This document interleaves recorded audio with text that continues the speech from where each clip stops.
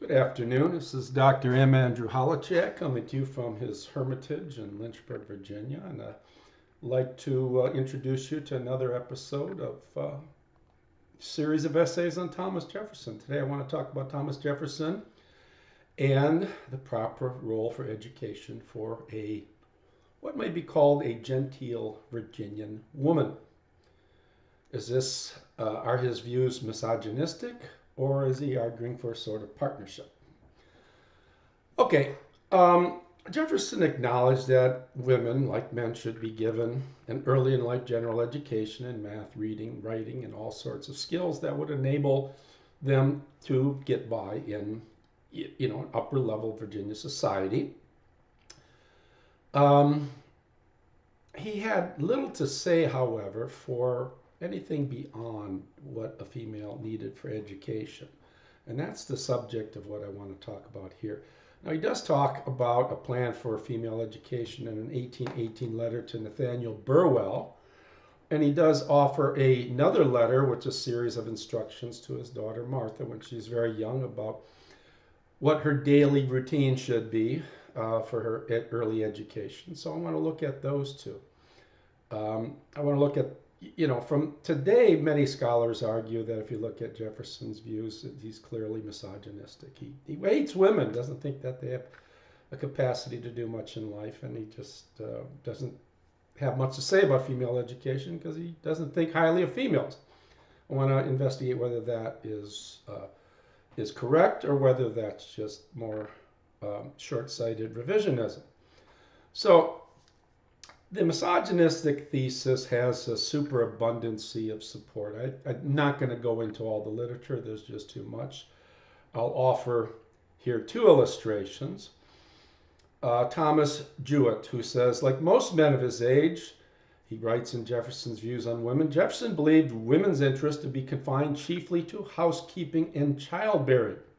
In 10 years of marriages, he fathered 6 children, several at times when his wife's health should have precluded pregnancy, but Jefferson was unwilling, as any male of his class, to deny himself the pleasures of the marital bed because of his wife's poor health.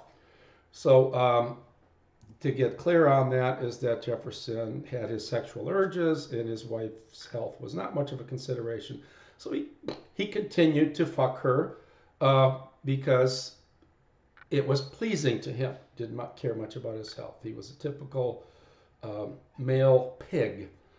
Now we have in Bruce Levine, in an article called Presidential Misogyny, he writes, it's only recently that popular culture, for example, Lin-Manuel Miranda's musical Hamilton, has caught up with Jefferson's hypocrisy and ignobility. The case has increasingly been made that Jefferson was a sexual predator, or as feminists proclaim, Thomas Jefferson the face of a rapist. Now, if we follow these two writers, that we fall back onto the claim that Jefferson thought women existed only to pleasure men, only for the sake of males' pleasures. I have my dog jumping up. You want to come up? Here he is. He's got to come up. He knows when I'm doing a video, and he's always got to come up here. All right, Jeffy, relax. We're okay here. Okay, so was Jefferson a pathological, sexist, predatory pig misogynist? Now, if we look at Jefferson's own writings, we're not offered a lot. I mean, we're offered much that seemingly is consistent with the male misogynistic predator thesis. He talks of, he says in his 1818 letter, he says, the plan for female education I have never given much thought. It's never been a subject of systematic contemplation, he writes. Okay. Now, Jefferson, if we go back to, here's a 1783 letter he writes to on behalf of his daughter, or for his daughter, Patsy, Martha, who was very young at the time. And he gives her a certain schedule to which she is to adhere. He says from 8 to 10, practice music. From 10 to 1, dance one day, then draw another. From 1 to 2, draw on the day you dance, write a letter next day. From 3 to 4, read French. From 4 to 5, exercise yourself in music. From 5 till bedtime, read English, write, etc. Now, it's not a lot there. So, there are four things I want to say. One, Jefferson, we know, followed Francis Bacon in categorizing all the subjects of proper education under history, philosophy, and the fine arts. History dealing with memory, philosophy dealing with rationality, and the fine arts dealing with the aesthetic sense. Now, one of the things that pops out is that a female education, as he's of the sort that he sketches out for his daughter Martha, is going to be not necessarily exclusively, but for the most part in the fine arts. Now, a second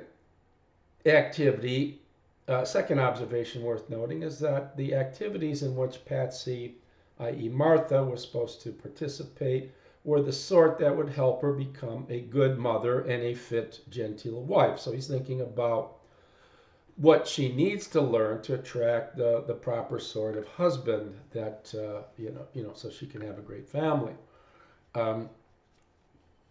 Now, Jefferson was adamant that the right person, the person at an early age, must have the right sort of exposure to morality enhancing activities, at least activities that didn't retard good moral sensing.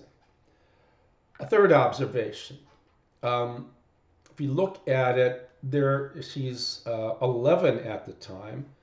There is no allowance for spontaneity or for play. And we know today is that play is so important to engendering the sort of imaginative skills that human beings need later in life. And spontaneous play is a very, very important aspect of proper education. You going down, Jeff? No? But he doesn't allow for any of that. He doesn't, it's very rigorous and scheduled, and you can say Jefferson was a very rigorous and scheduled person, and everything he fit into a very mechanical grid, his daily activities. He wasn't a very spontaneous person, but hence he was a very successful person. And I suspect he wants his daughter to develop the sort of what he might consider to be life-enhancing skills that he had to make her a suitable wife for an upcoming husband. Now, our last observation is not much. If you read it carefully, you go by it. There's not much thought goes into the schedule, right?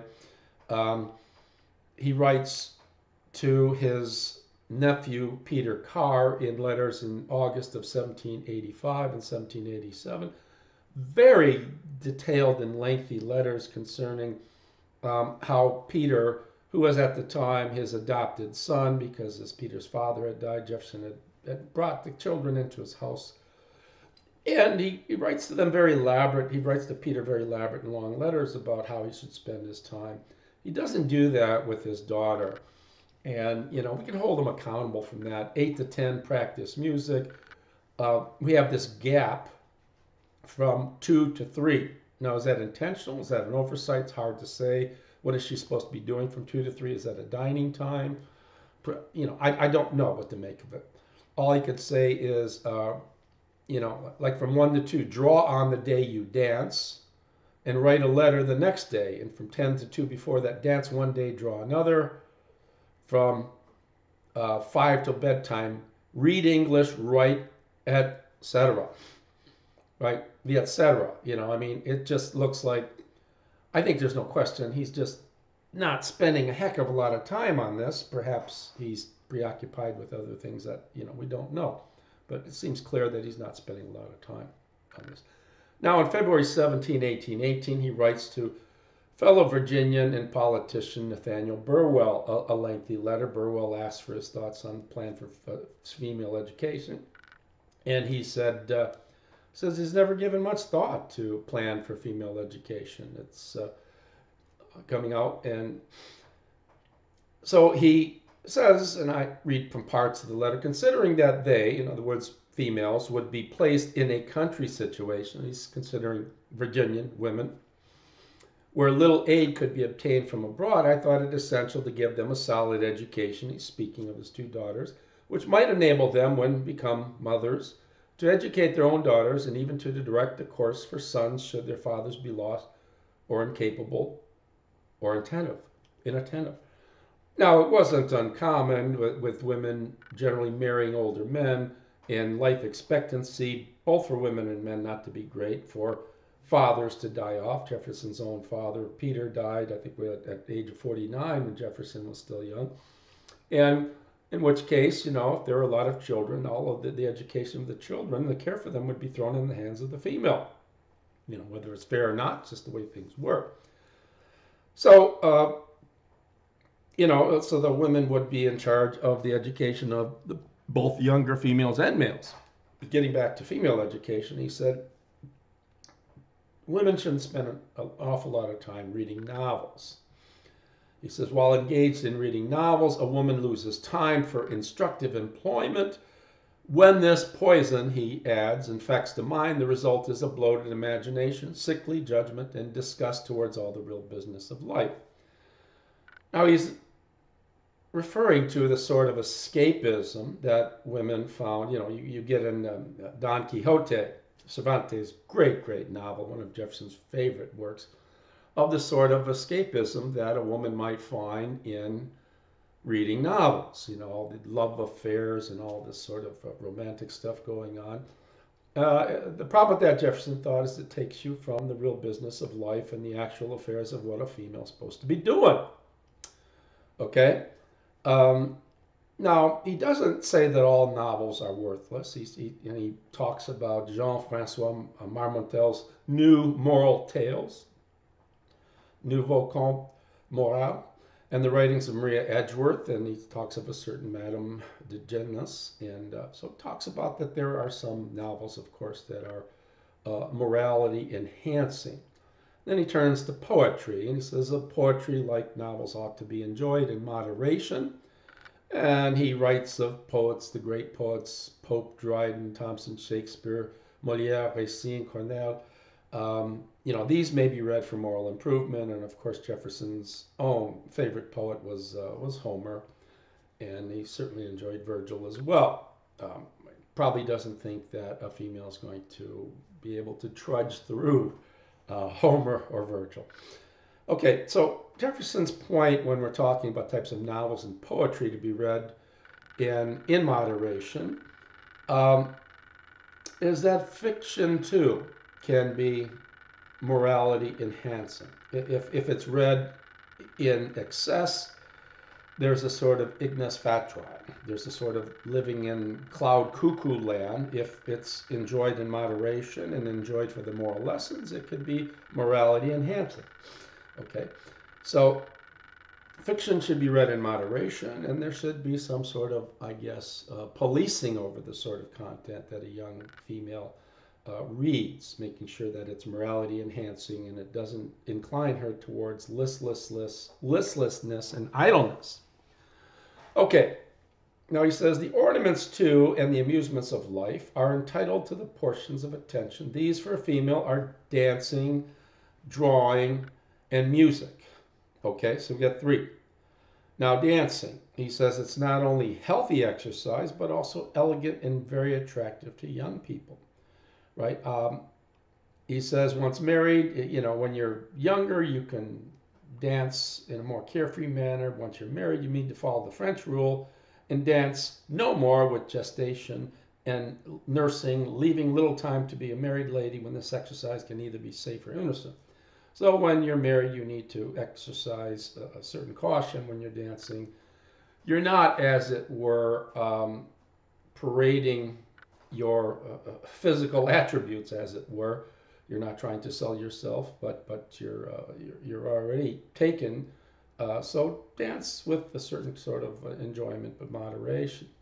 Second is drawing. And he says, well, European women seem to enjoy drawing more than American women. Of drawing, he says, it is an innocent and engaging amusement, often useful, and a qualification not to be neglected in one who is to become a mother and an instructor. Why is this so important? He doesn't say, for being a mother and an instructor, to be able to draw things. Now, drawing obviously has its utility in terms of someone who's adept at drawing can leave behind a sketch of what a person looked like. For at the time there were no cameras and videos and things like that, so there was that to it. Music, he says, it is invaluable where a person has an ear, otherwise it should not be attempted. Now, I wonder, he says it furnishes delightful recreation for the hours of respite from the cares of the day and lasts us throughout life. Jefferson loved music. He was an accomplished violinist and fiddler, and he enjoyed it at least until in 1786 when he broke his wrist, and that disenabled him from enjoying music as much as his own fiddle, as much as he'd like to enjoy it. But he adds a qualification. It says if you have an ear for it. If you don't, it can be disgusting. But this is an important thing. We know that when he was attracted to his wife Martha, she was very good at harpsichord and other such things, and he would play his violin, and musically they were a wonderful match. So, music was something that two people could do, say in the cold winter months, to while away the time when there was nothing really much else to do but sit around the fire and maybe read a book. You could play music or compose music.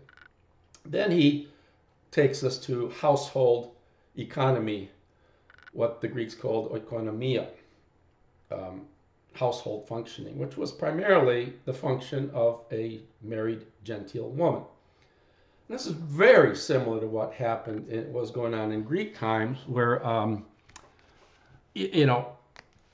lot of people often said that Aristotle and the Greeks were misogynistic because, women had a household role and men would have a social function, and women were not given the same social opportunities as men.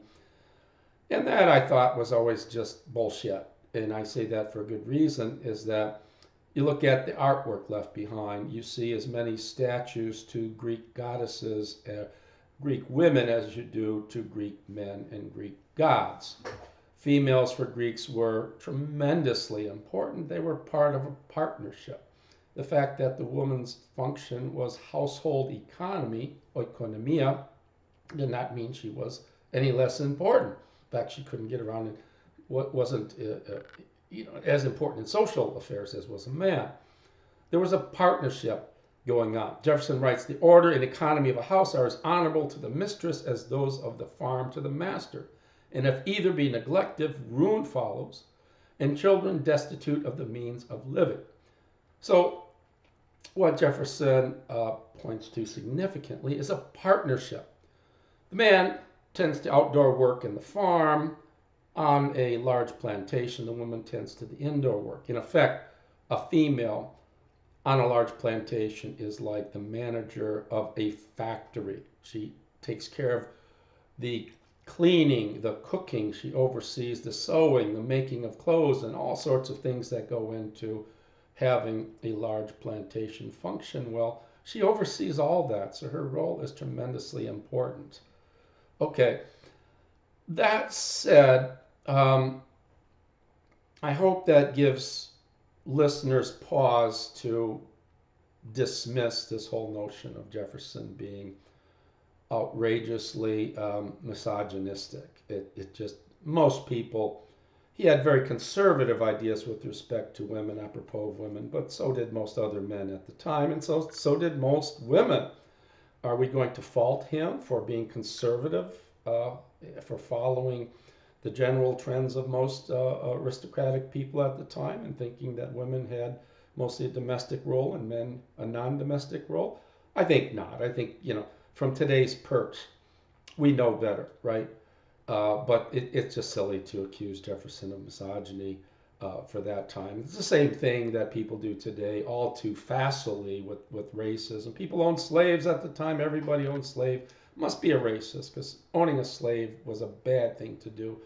Had people been around at the time, had certain people today who make these comments been thrown into the Southern economy prior to the Civil War, in a large plantation, they would have owned slaves and probably would have thought nothing of it. What is worthy of historical admiration is the people owning plantations who, like Jefferson, who gave a lot of thought to the viciousness of the discipline of slavery, of owning slaves, and spent so much of his time.